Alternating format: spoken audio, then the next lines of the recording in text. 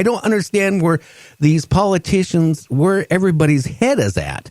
But the number one thing in this country and Canada, we should be working on our grid system.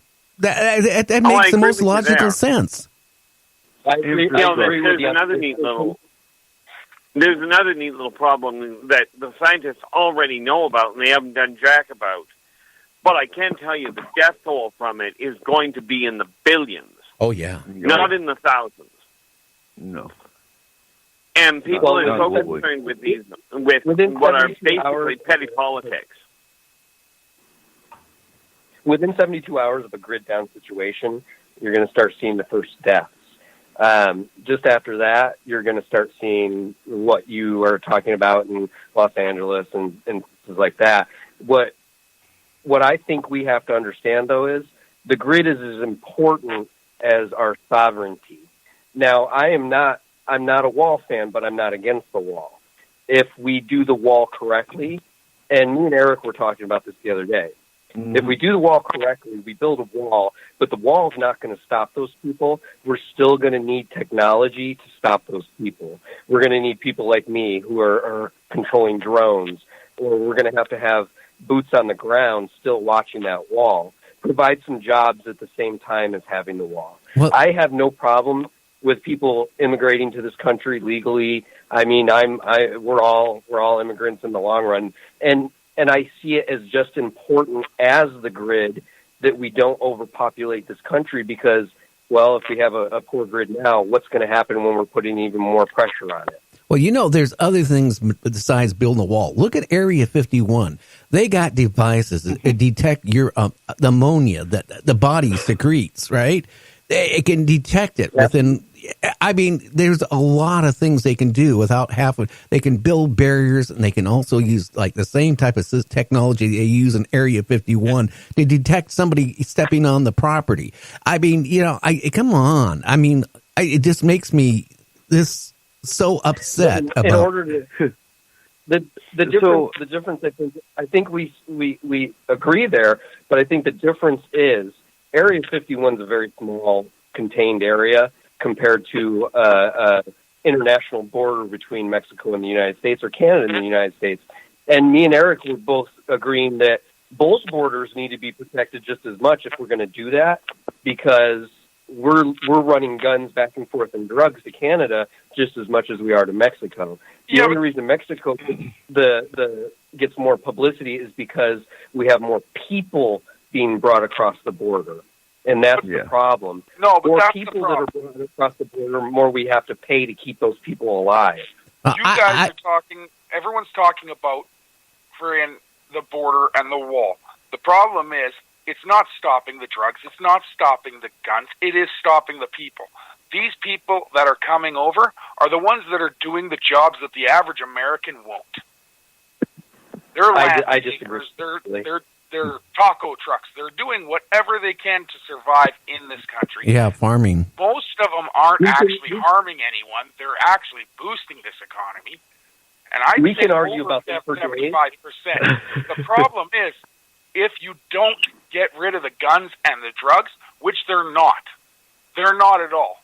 The problem is, stupid people in office are sitting there protecting these people. In Canada, it just happened. They let a guy who had 280,000 tabs of fentanyl go on a technicality. The problem is he should be shot, so should the judge who let him go. Hey, I'll go with you on that, but at the same time in Canada, you can also be put in prison for saying the wrong word. So that can happen here too. Exactly, and that's not where I want to go. If we're talking Canadian law, that is absolutely wrong. That is absolutely wrong that you could be put in prison for saying the wrong word. Let's not over-exaggerate things here. There's absolutely laws against misidentifying or saying the wrong gender to a person in Canada. You can be fined or put in prison. It's in their law. And the fact of the matter is, I don't care about I didn't know you lived here. I don't live here, but I keep up on current events and justice to them.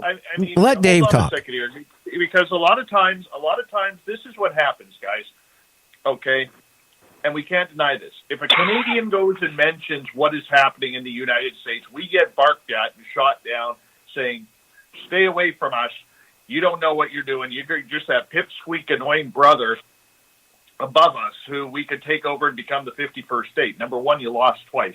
But number two, when it comes down to it, all right, when it comes down to it, okay, was there the gender laws passed? Yes, there was. Is anybody actually following it? No. It's like a bicycle helmet law, okay? No, you don't see cops for that. I mean, nobody's getting arrested for it. The only time I have heard an arrest for that happened in Great Britain. It has not happened in Canada. Is it as bad that they're not getting arrested, but they're having their lives ruined over it? So what's worse in the long run? I mean, we can make these laws, and then people can use these laws. Maybe we're not going to put you in prison, but we're going to destroy your life over it because you said the wrong words. I'm all for freedom of speech. I'm all for everything.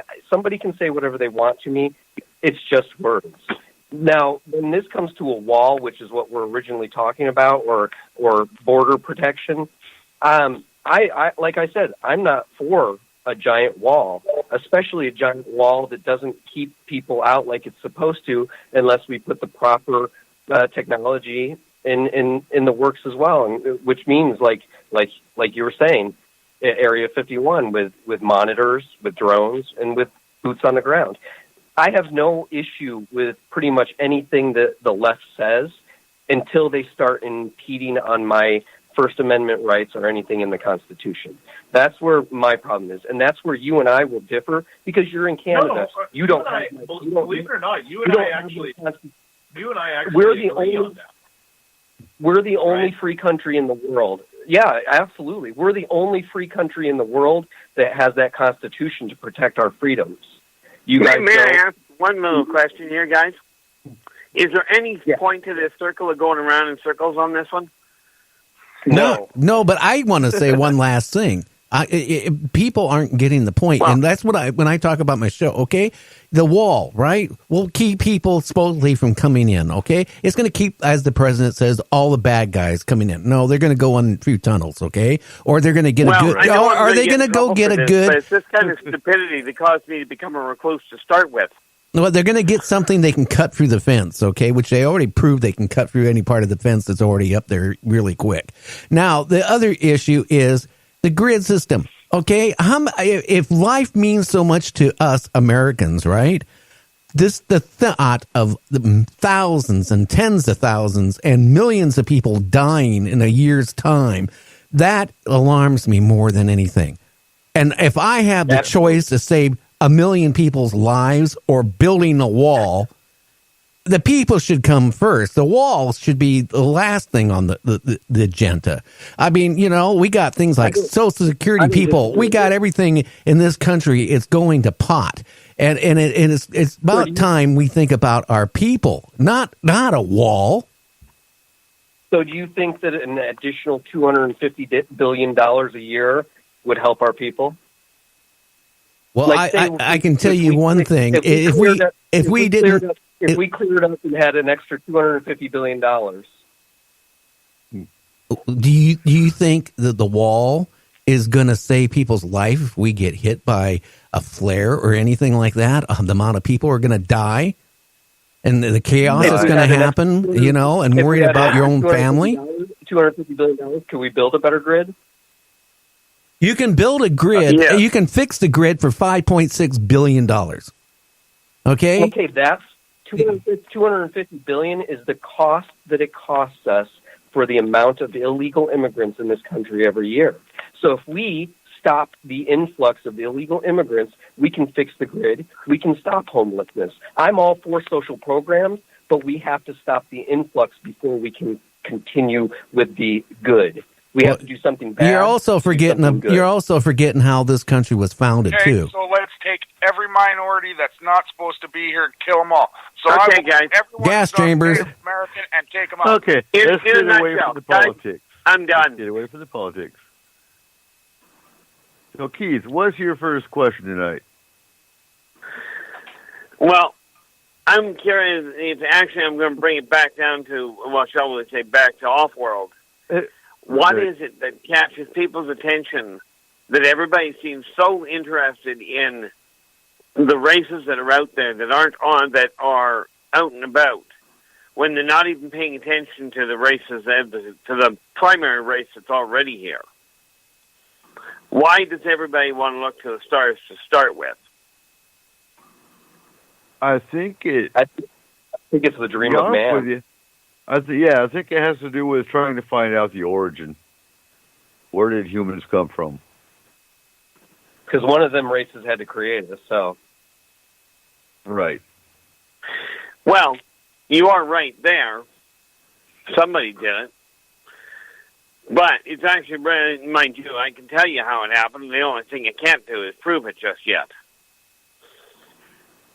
So does it have to do with junk DNA? There is no such thing as junk DNA. There's just DNA that mankind hasn't figured out what it means and what it's for yet. Right. But that's what they call junk DNA because they're confused by it. Yeah. Do you honestly think that race is never going to allow us to know who they are? Try that again? Do you honestly think the race who created us will ever allow us to know that? I think we already know. Well, it's not a question of allowing. It's not a question of allowing mankind to know. Mankind already knows. They were designed that way. But don't they have to allow humans to find out for themselves? Correct. Yes, they're not going to come out and go, "Oh, by the way." Okay. The funny thing about it is that the answer lies nestled quite snugly between religion and science. Now, if I remember right, and I can't remember his name, but there was actually a scientist, I believe in the early 1900s, that actually came out and said we came from aliens, but he got shunned. That wasn't what's his face. I think made a great point that it lies somewhere between religion and science. I think that's a great point. And I think science just needs to catch up and make it so that we can actually get to where we need to go in order to find what race created us. Well, oddly enough, religion originally started out explaining the inexplicable. And science developed to figure out how to explain what religion couldn't.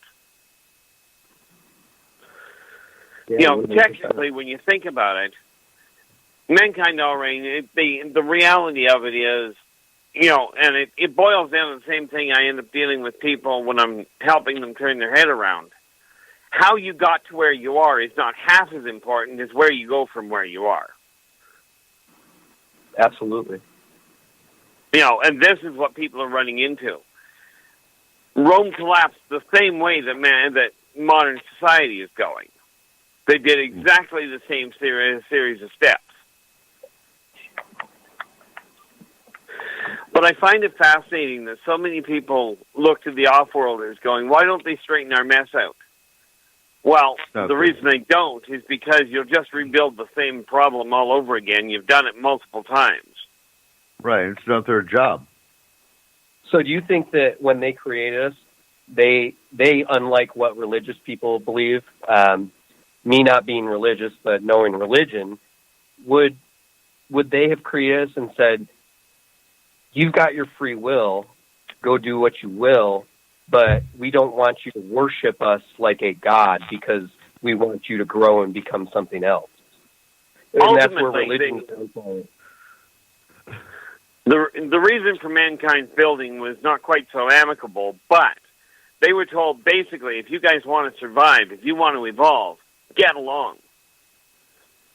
That was the whole message. And mankind has dropped the ball badly on that one. Well, and that's also why they don't come down here.